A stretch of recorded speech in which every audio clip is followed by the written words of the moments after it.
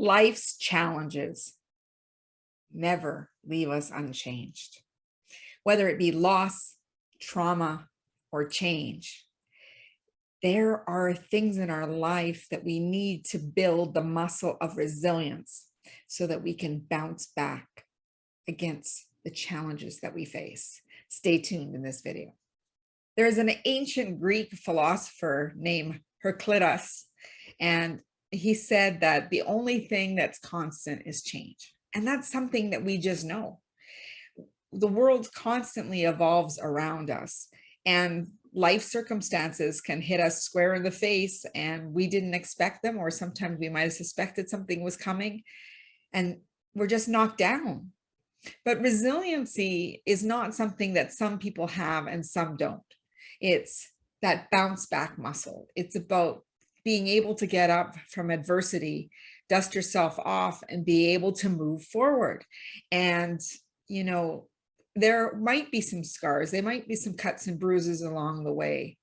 But when we're able to understand the emotions that underlie it, to heal those parts of ourselves, to really be resilient.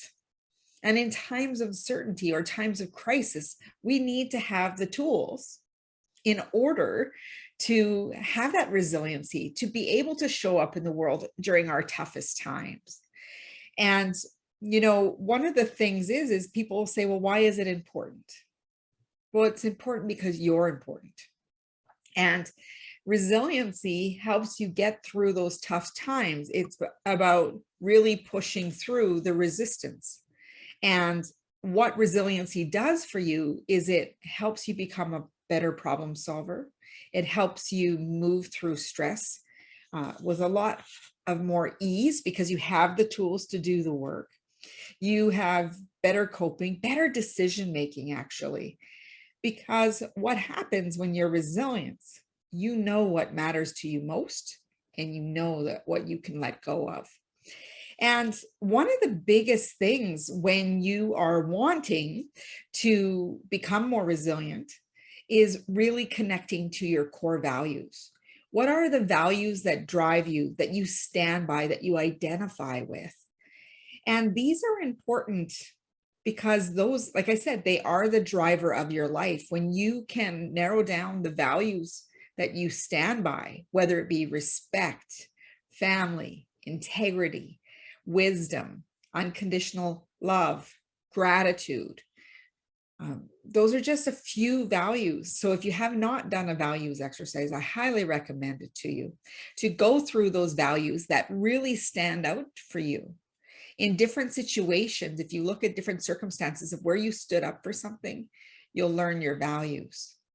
You'll learn that it's so important. You know, I will give books away because I believe in the commitment to continuous learning. And if I can share certain books that I know will impact somebody's life, then I know that I've done my job. I have supported a value that I believe in.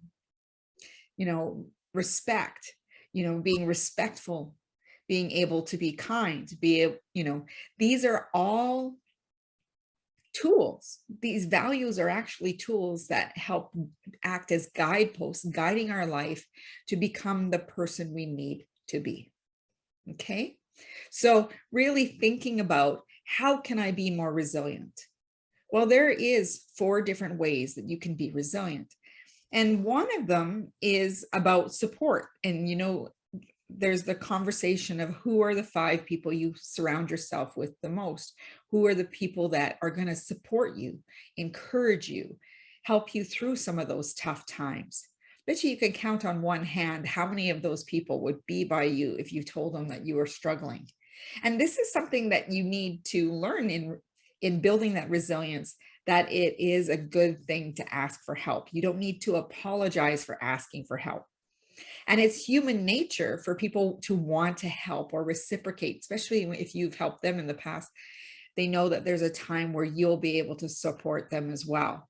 So when it comes to resilience, really thinking about what's your support system? Perhaps you go to a counselor, perhaps you have a circle of friends, family that you tap into, colleagues who can help you through tough times.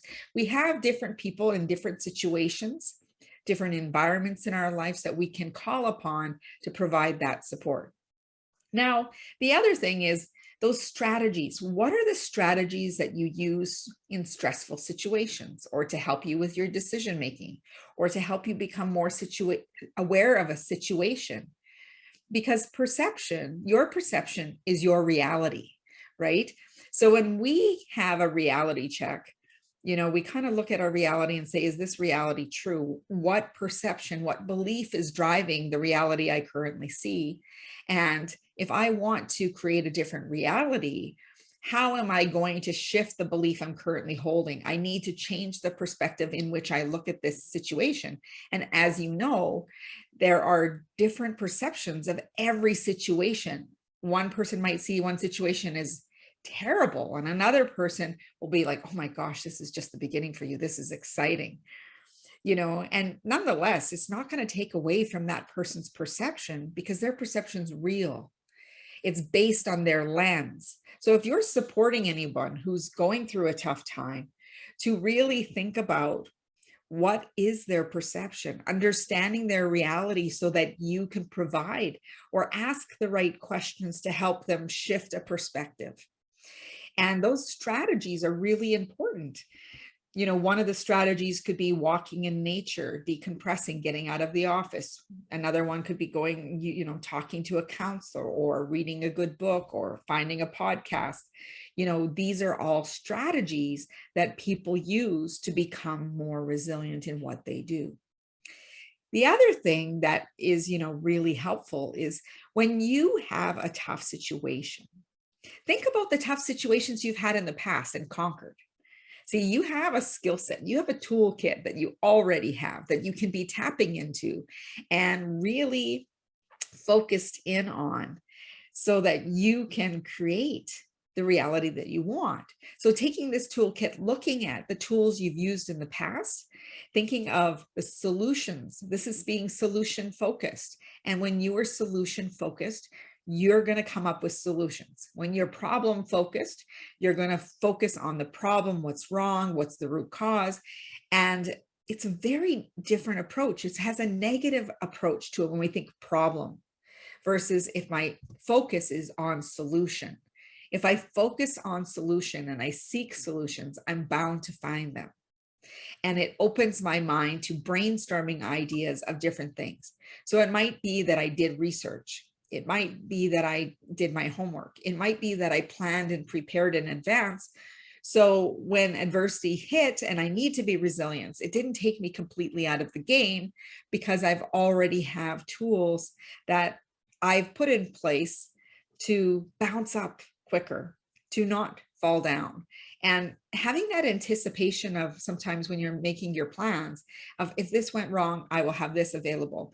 Those kind of things are like, wow, those are the people I love, because they're not concerned, because they know they have resources. And it's about having resourcefulness. It's not about having all the resources necessarily like in with you at every single moment, but knowing where they are. And the resources can be people, could be money, could be time, could be many different things, could be materials of some kind, that you reach out to someone and say, I need you as a resource. Can I bounce an idea off you? And they might just give you that single answer that you have been waiting for, something that you need to move forward. So when you think about solution seeking, become resourceful, become a strategic in your planning and preparing, gathering information, seeking new knowledge, honing your skills. This is how you become more resilient. And resilience also comes from being confident in who you are, standing on those values, and really knowing your why. And those values are what, helps determine your why. Why do you do what you do? Why is what you're going after important to you? And when people focus on their why, they tend to bounce back faster and stronger against life circumstances, because their why is so important to them that they're not going to let external forces, external environment, people, places, and things to prevent them from getting to where they want to be.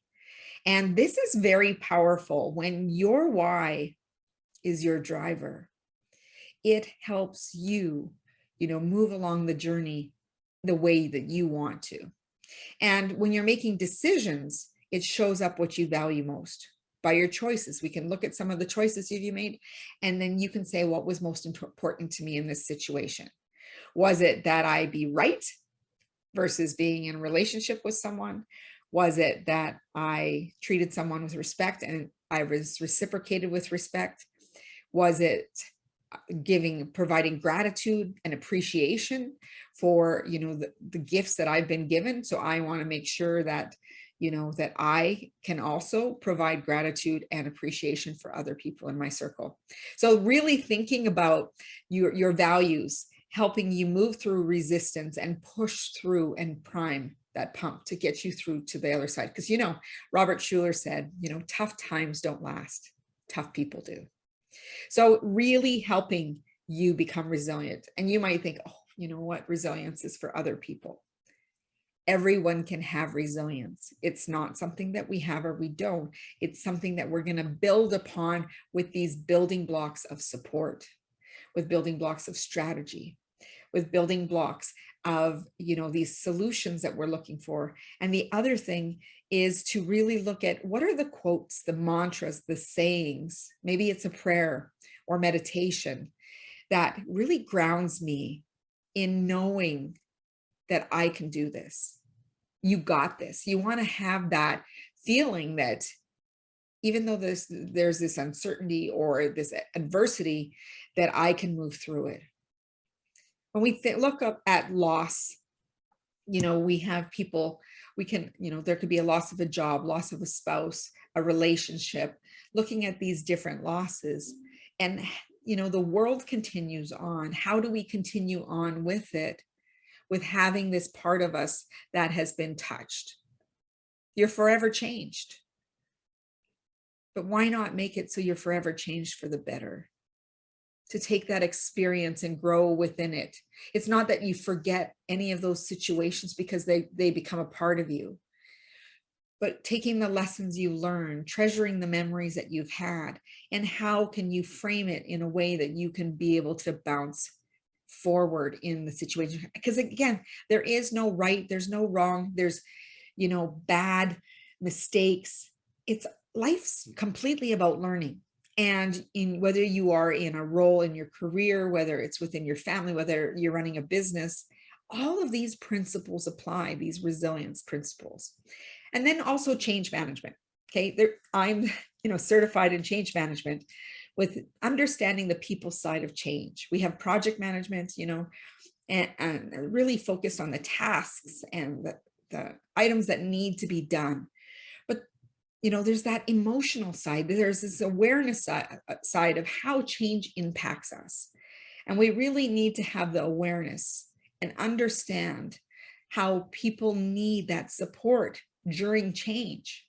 Maybe they need new knowledge. Maybe they need to be, provided with skills to develop. Maybe they need to find out what their why is to drive that change. And of course, we want to support that change along the way. So really thinking about when it comes to building resilience, how are you going to show up?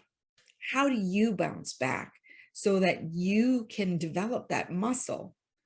Because life will continue to have change. And of course, there are traumas that come up and, they are life-changing. And some of them are in childhood, some are throughout your life. And, there can be tragic events that all can be a form of trauma. But at the end of the day, whether it be loss, change, or trauma, the biggest thing is the meaning that we give to the event, the meaning we give to the event about ourselves and how we showed up. I don't want you to jump into this place of, man, that was stupid. I could have done better. Like, how could I be so foolish? Let's say there was a loss of money. There was a loss of, a relationship that you thought was sturdy. And now you're in this place of reflection and getting upset with yourself. So self-depreciation, this self-abuse, or getting, that criticism, self-judgment, does not serve you. It doesn't help you seek solutions. It doesn't help you move through. In the moment, it makes you feel pretty crappy. So what I want you to do is, have some compassion for yourself. Have belief in yourself that you're going to move through this situation and you're going to triumph at the end of the day. You are triumphant. You are the victor, and you choose not to be a victim of circumstance. When you're building your resiliency muscle, rely on those quotes, those sayings. Maybe it's a song. Go to situations that empower you and not disempower you. So you want to be able to take these 4 principles and know that connecting to your values will always get you back on the right course. When you align with your values, there is less struggle in life, leadership, and business. And when you operate from a place of values, there is no regret, because you know and you make decisions on what is most important to you. So I would love for you to share this with other people so that we can help people become more resilient, build that resilience muscle so they can move through times of uncertainty, adversity, or anything that they might be going through. Because as you become resilient and as you face these circumstances, you are building your character of who you are. And I hope that part of that characteristic is that you're compassionate with yourself as you are learning and growing through this life. I'd love for you to go over to my website at www.debrakasowski.com. You're going to get a 3-part video course of making habits stick. And as you do that, build focus and consistency in your life, your goals and dreams, and start making them a reality. As Mahatma Gandhi said, be the change you wish to see in the world. And as always, go out and make today great.